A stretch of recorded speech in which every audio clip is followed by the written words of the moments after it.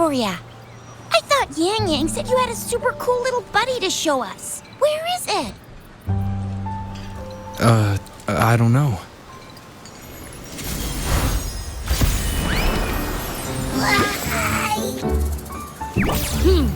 Did it just pop out of your tacit mark? Smells good. So, is this how it first showed up when you guys were in the Norfolk Barrens? Yes, back then as I fought off those tacit discords, a burst of energy erupted from that statue. Two forces clashed and collided, and later, one of them emerged victorious, vanquishing the other in a violent clash. General GN and Rover later told me it was this little thing coming out of Rover's body. It was blocking or even consuming the overflow of Threnodian power. It reminded me of how Rover once absorbed frequency energy with his body in a similar fashion. So, we took him to the academy for a checkup with Baizhi. Apparently, this little one is what we had detected before. It's a speculated space or organism hidden inside your body. Now we finally know.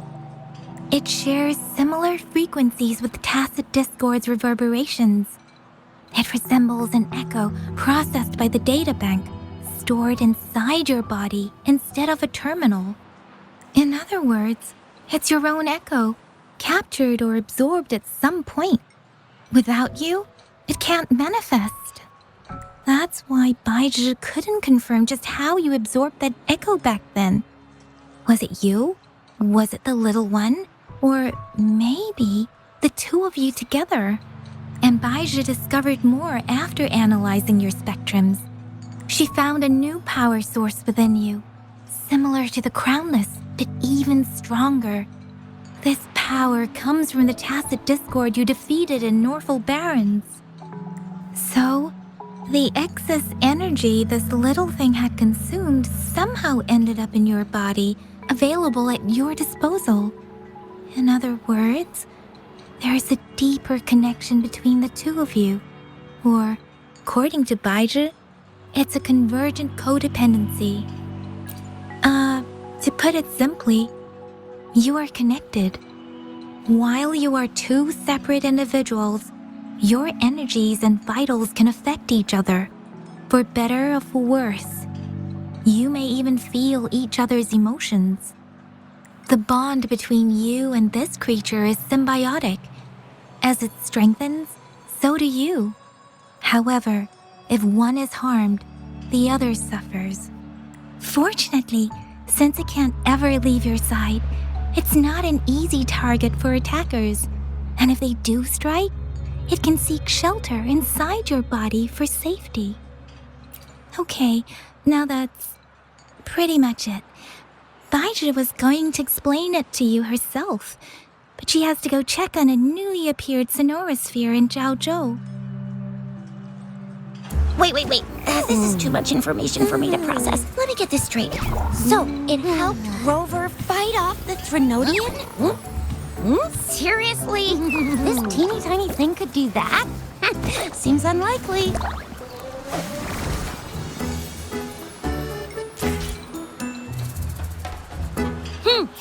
Don't look down on me. You'll regret it when you learn what I'm capable of. That poker-faced researcher was absolutely shocked when she examined me. Said I'm not just any echo. I'm a super-duper cool one. Rarest of them all.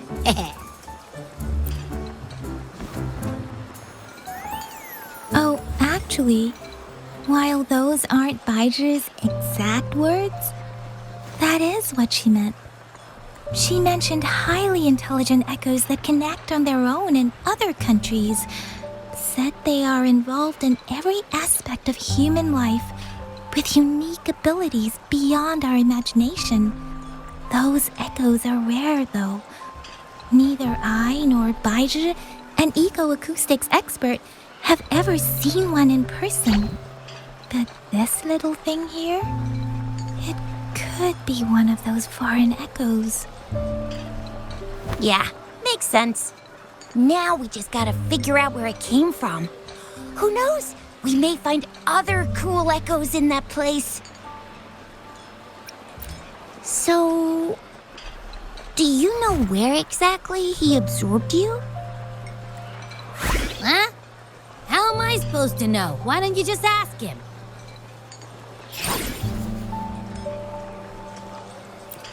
Yeah, it happened before he lost all memories, so we have to ask you.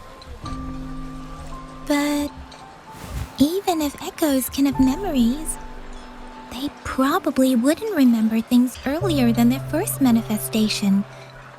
I wonder if that's the case with this little one, too. Aha! Finally, someone with common sense. That green-haired, serious guy asked me a similar question. Sorry to disappoint, but I really don't remember anything before I showed up. Maybe I was just sleeping inside him this whole time. So of course I don't remember. Sleeping? Seriously? It's been so long. All those happenings, all that fighting, and you didn't hear anything? Wow, your sleeping quality is really something.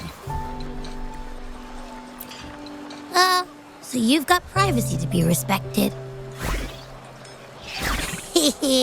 Don't worry. Your body's sound insulation is amazing. Dive into it, and everything goes quiet. The only problem is, I never know when I'll wake up again. And when I do wake up, I get tired and hungry fast. So I have to crawl back in for more rest. I know. It's all because I'm not eating enough. That's why you kept disappearing. You went back to sleep from lack of energy. Makes sense. Regular echoes need to be powered by the terminal, too. I thought you'd be really different from the usual ones we see. Turns out you share a lot in common. So you probably don't know your denomination or a nickname. No wonder everyone's been calling you the Little One. Denomination? What's that? The universally agreed terms for special echoes, like names for humans. They're named based on their characteristics, abilities, and places of origin. My denomination. It's... I don't know. Do I not have a name at all? What? No way. No way. That's not fair. If all the special echoes have names, how can I not have one? I don't want to be called the little one all the time. It doesn't sound cool at all. How about this? You help me come up with a name, and I will let you have some of the food. Oh, there's nothing left.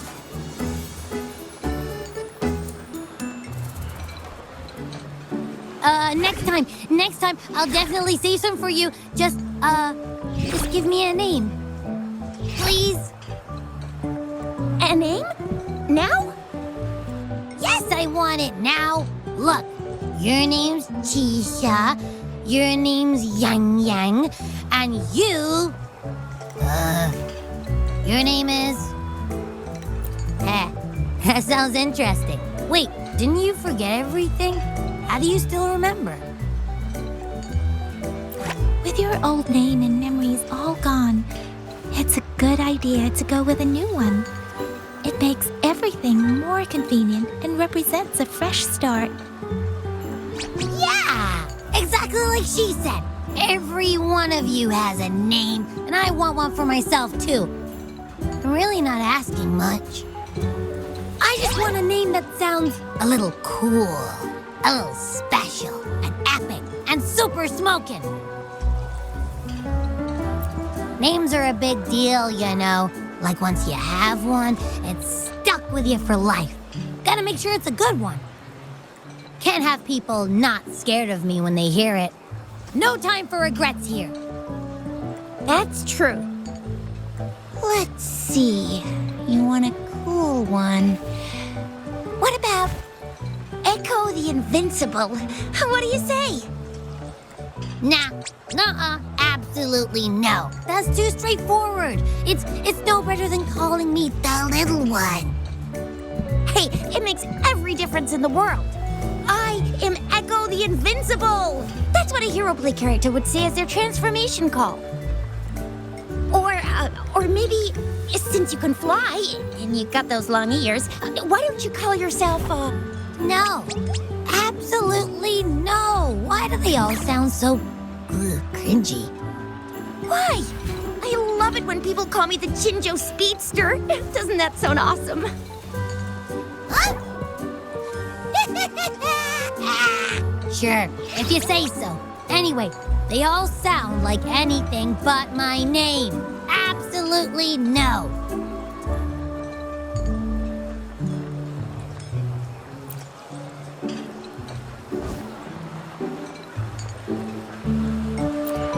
Aha! I knew Rover would come up with a good... Wait, why does it sound so random? You didn't just pick two random syllables, did you?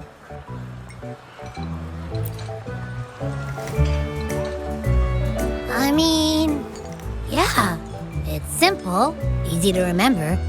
I can imagine myself yelling it out loud, and at least it sounds better than Chisha's cringy titles. But you know, it doesn't quite feel majestic enough.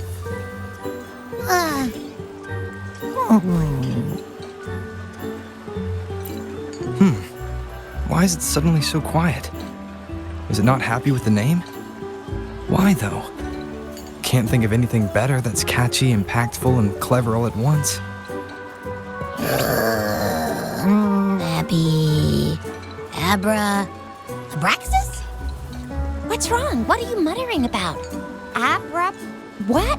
Sounds like you're reading a spell. I don't know, but I just have this feeling that this is what my name should be. Okay, ready? Abby. I like the sound of that. That's my name. Of course I like it. You came up with it for me. I was just trying to get used to it, that's all. Besides, I feel attached to this name now. My name is Abby. You will not call me the little one again. Sure, we won't. Got it. Well, that didn't work out. I was hoping we could get some answers from from Abby. But now we're back at square one. I really thought we could figure out where Abby came from. It might not lead us to other special echoes, but it's at least a starting point to uncover Rover's past. Then we'll have something to do before asking Madam Magistrate and our Sentinel about it again. Maybe we can start with Abby's special abilities instead. Each special echo has a unique ability. We can compare what Abby does with our records of other echoes to see where they came from. Besides, it was Abby's power that helped Rover defeat the Threnodian, I suppose. Why do you sound so unsure? Didn't you see it all with your own eyes? Abby, can you show us again? I'm super curious how you did that. Who knows? We might learn something. Well, since you asked, I'll show you how it's done. But this place is too crowded. Let's move to that open spot over there.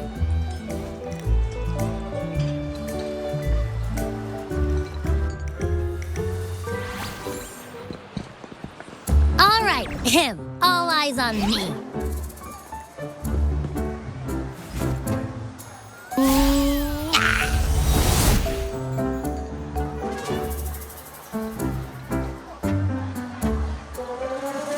What's going on?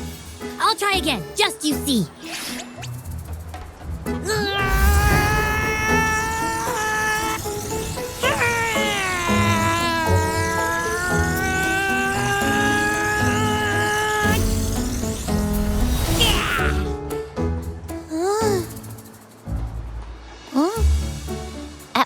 What? Did something happen? Just a a little slip, that's all. I can do it. You gotta trust me. Back then, I just stood in front of him, and that big bad Threnodian monster thing just left. So, you didn't really do anything? Huh? No, I definitely did something. Like I said, I was asleep, and then all of a sudden, I smelled something really yummy coming closer and closer. It was like nothing I ever smelled before. I didn't have time to think. I just had to show up and reach out for it.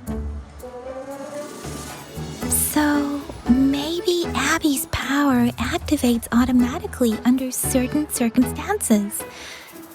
Perhaps Abby can't control it yet. Yeah, it looks that way. You can't even hold your shape for very long yet. Hey! Stop looking down on me. Like I said, it was just a little slip. Really. When I think about it, I just stood there and did nothing and ended up beating a Threnodian. Imagine what I could do if I actually tried. Hey, Rover, get behind me next time we run into anything, okay? I'll keep you safe. Promise. You're so real for that, Abby. You bet. I said I'm super strong. I'll protect him. That's very reassuring to hear. But it seems we're stuck again. I can't think of anything else to check out.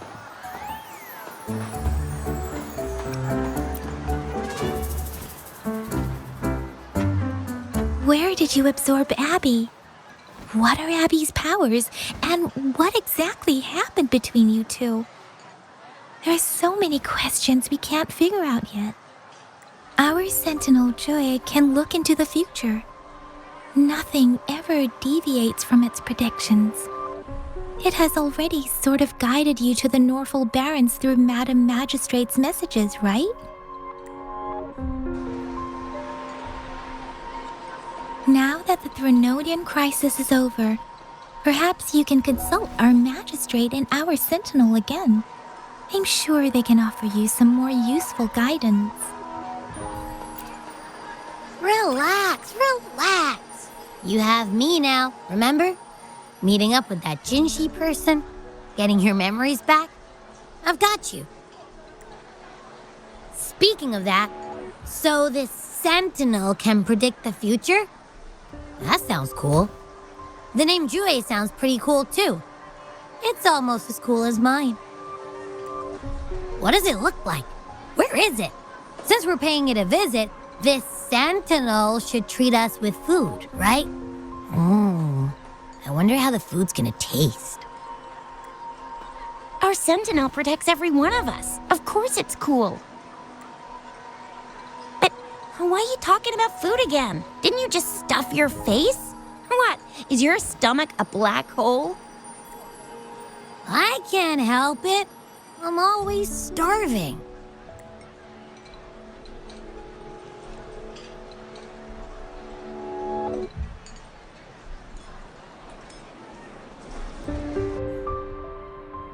Rover, did you hear that? My stomach is growling. I'm so hungry. How about we go to that place we went to last time with Yang Yang and Chisha?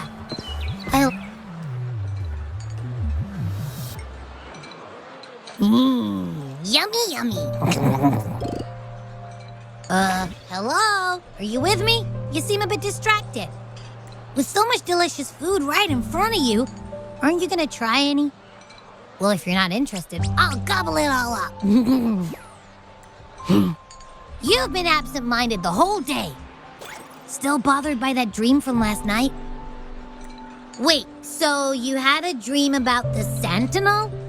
Like the one from your flashback when we saw the Sentinel statue after you lost your memory? Hang on, so let me get this straight. The Sentinel swooshed you off to a mountain shaped like a dragon. And then there were all these bad things going on with lots and lots of tacit discords. But the Sentinel saved the day. How exactly did it protect everyone again? Oh, in your dream it made the time different there. Yeah. The time in the mountains seemed to have slowed down from the outside, away from the tacit discords. The Sentinel must have created a barrier by manipulating the flow of time, keeping those monsters out. It was a safe haven from all the disturbances caused by the tacit discords, where people lived peacefully. Also, in my dream, I wasn't affected by the slow time and could freely move in and out of the barrier. It's no shock that you have awesome powers, being friends with me. What was that place you dreamed about called? I'm not entirely sure I heard it correctly, but in my dream, the Sentinel mentioned a place called Mount Firmament. Mount Firmament? Never heard of it. You've never heard of Mount Firmament? Then I'm sure you're not from around here. Huh? Hold on! Did you just say Mount Firmament? Oh my! Did that echo just talk? Come on, man, relax. You don't hear an echo talking every day, but it's not that uncommon either. I heard there's a country called Rhinus. What? Anyway, the echoes there are next level. Oh, you're not from around here? Well, that explains why you don't know about Mount Firmament. Legends say Mount Firmament is where the first people of Jinzhou lived. It looks like a giant statue of our Sentinel Jue. I've never actually heard of anyone going to that place. They say those who try either get lost in the sea mist or never come back. If you're curious, just head southeast. Mount Firmament is on the east side of Whining Ix's Mire, and you can see it from a distance. The southeast. The past few days, especially this morning, I caught this unique smell from the southeast, from that mountain they just mentioned. It's like a strong energy pulsing through the air, but I can't quite put my finger on it. It feels kinda weird, though. Doesn't smell natural. Could it have anything to do with what you said? A place where time passes slowly?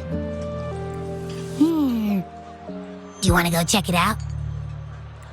I had a flashback about seeing their Sentinel. Perhaps that happened on Mount Firmament. I can feel an unknown force guiding me, urging me to go there and find something. Jinchi said she'll go search for the Sentinel and update me on its whereabouts.